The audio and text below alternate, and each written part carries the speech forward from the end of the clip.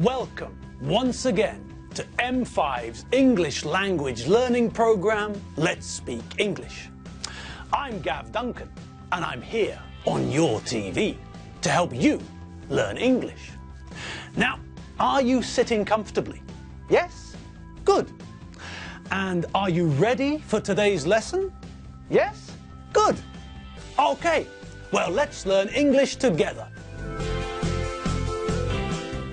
And we're back in the studio, back ready and refreshed, wide awake and eager to learn, eager to pick up the threads again, the threads which are left from yesterday.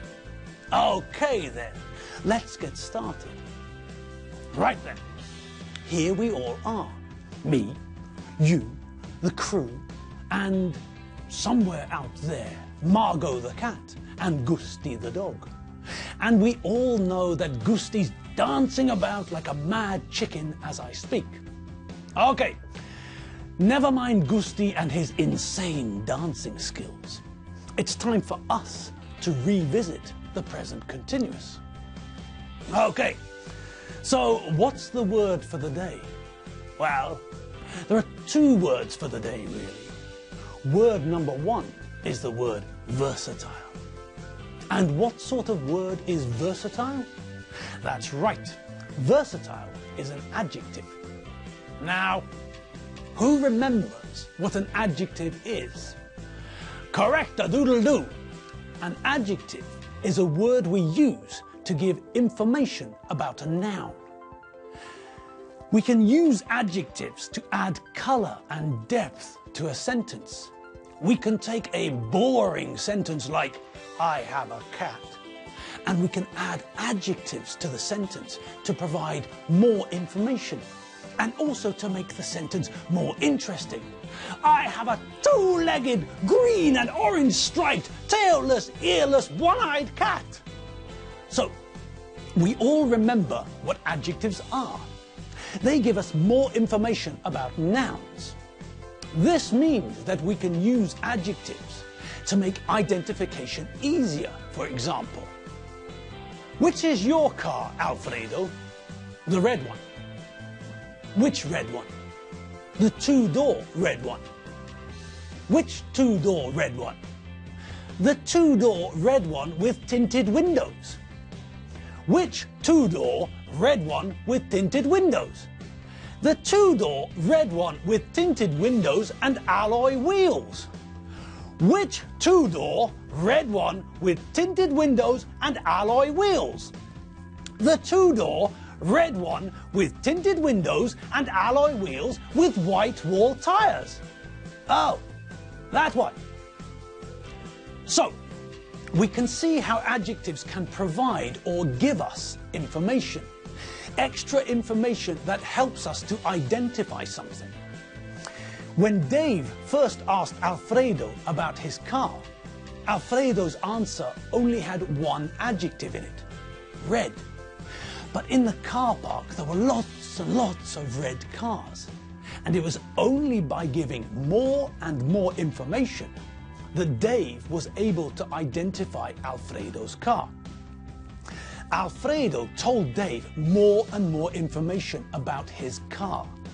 He provided more and more information with different adjectives until Dave was able to identify Alfredo's car.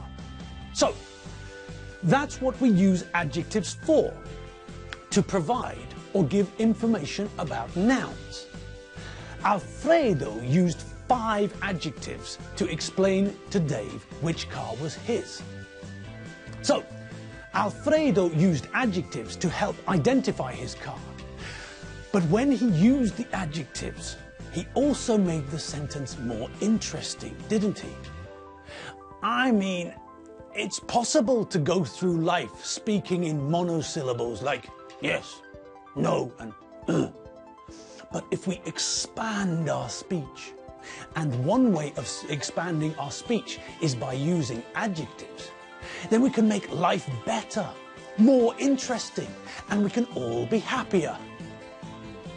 Okay, and on we go. Now, What was that other word that we learned yesterday?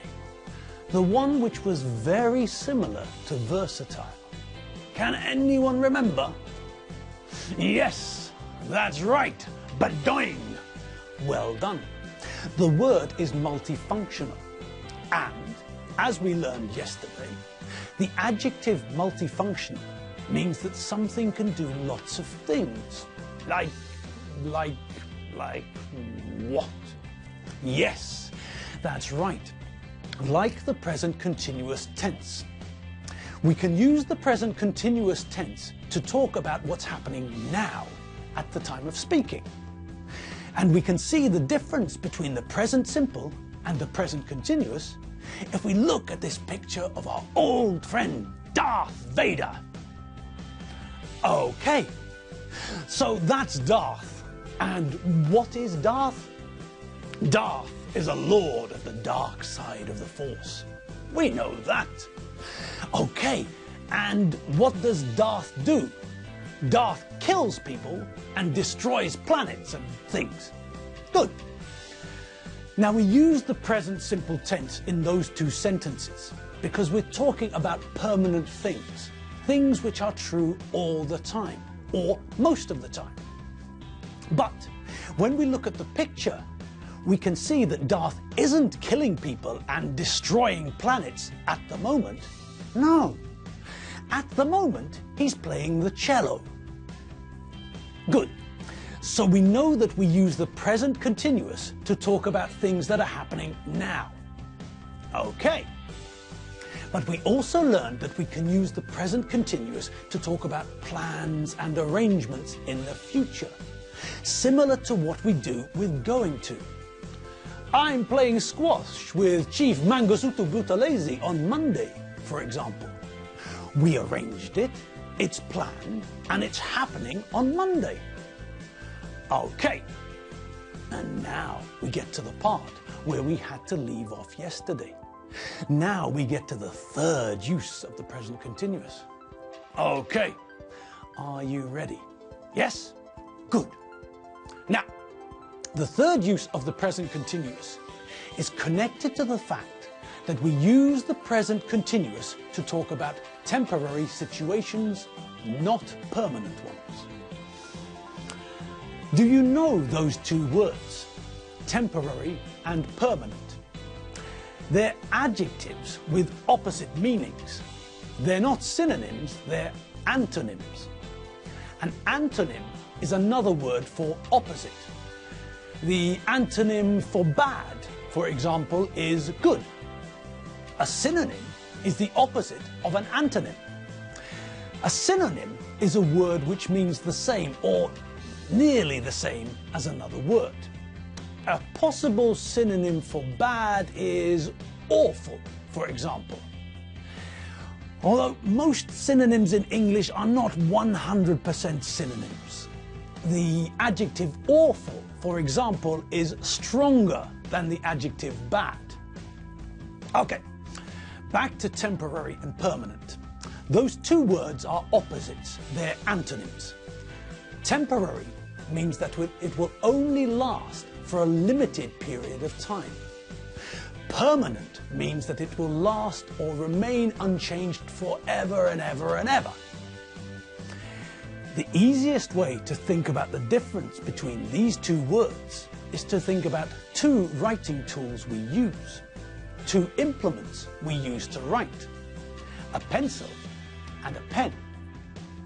Pencils create temporary lines. They're not permanent. If I'm writing or drawing with a pencil and I make a mistake, I can take a rubber and erase the mistake so that I can start again. I can use a rubber or an eraser to erase the pencil line because the pencil line is temporary, not permanent. Now, the situation changes when I use a pen. Pens make ink lines and ink is permanent. Now, look what happened when someone made a mistake in the next drawing. That's right, they were drawing ink with a pen. So when they made a mistake with the woman's hand, they couldn't erase it. They couldn't rub it out. This isn't pencil, this is ink. So it's permanent. You can't erase it. You can't rub it out. With ink, all you can do is cross it out and start again. So, this is why artists normally start their pictures in pencil. Then, when they feel ready, they redraw the picture in ink. Okay, so back to the start. What were we talking about? That's right. We were talking about the multifaceted, multifunctional, versatile tense, the present continuous. And now, for your pleasure, we're going to talk about the temporary, permanent idea connected to the present continuous. Now, we know that when we talk about permanent ideas, we use which tense? That's right. We use the present simple. I'm a man. I live in Budapest. Jimmy Page is a guitarist. Chris St. Hilaire is a drummer. All of these things are facts, or generally true, or true some of the time. And they all have the idea of being permanent. These things don't change. I was born a man, and I will die a man. Okay, but when we use the present continuous, we can also use it to talk about temporary situations.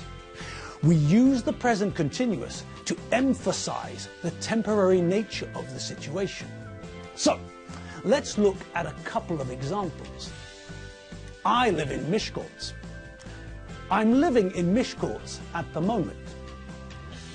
Now, when we look at those two sentences, we can see that the first sentence is emphasizing the permanent nature of the situation. I live in Miskolc. This is a permanent situation. It doesn't change. The second sentence shows that normally I don't live in Miskolc. Maybe I'm studying at university. Maybe I've come to Miskolc because of my job, but it's not a permanent move. I live in Budapest or Győr or Kecskemét. That's my permanent home. That's where I live. But now, for a few weeks or a few months, we don't know. Now I'm living in Miskolc. It's temporary, so we use the present continuous tense. Okay, let's see a few more examples. Who's that man standing outside your house? Nelson's column stands in Trafalgar Square in London. Again, what we can see is that the first sentence is emphasizing the temporary nature of the situation. A man doesn't normally stand outside your house. It's not a fact of life. It's not a permanent situation. It's happening now. It's a temporary situation, and so we're using the present continuous. In the second sentence, we're talking about Nelson's column, which is a statue in the centre of London. So, that's Nelson's column, a statue which was finished in 1843. So, it's a permanent structure. It's there all the time. It stands in the centre of London in Trafalgar Square. And because it's permanent, we use the present simple. Okay, now, oh, knackers. It's time to go. Sorry, folks, we've run out of time. Oh, well, never mind. We'll see you all again next week, starting on Monday. Okay, have a great weekend, enjoy yourselves, and remember to check out the website for all our English lessons and vocabulary, www.m5tv.hu. Okay, I'll see you all later. Have fun. See you later. Bye.